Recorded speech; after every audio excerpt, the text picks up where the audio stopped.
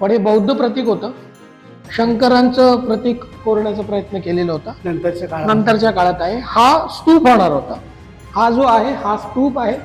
Central block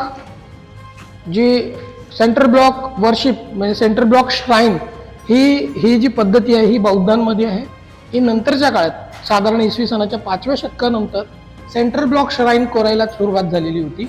त्या अनुषंगाने त्यांनी हा जो मधला दगड आहे हा सोडलेला होता आणि नंतर इथून प्रदक्षिणा पथ ते तयार करणार होते. प्रदक्षिणा पथाचा दगड काढलेला होता जो नंतरच्या काळातला आहे. पण हे बौद्ध प्रतीक आहे.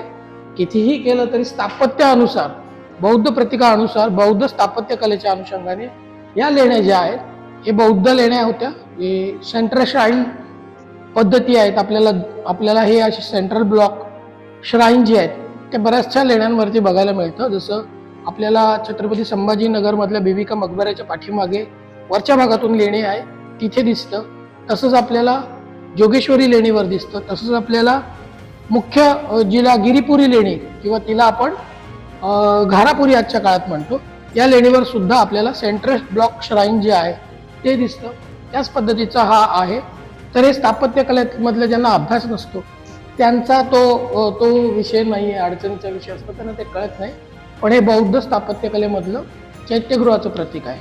आणि हे स्तंभ ही जी पद्धती आहे हे याच्यावरून आपल्याला हे कळतं की हे सेंट्रल ब्लॉक श्राईन होतं. ही बौद्ध स्थापत्य होतं. हे आज आपण मात्र विसरून गेलेलो.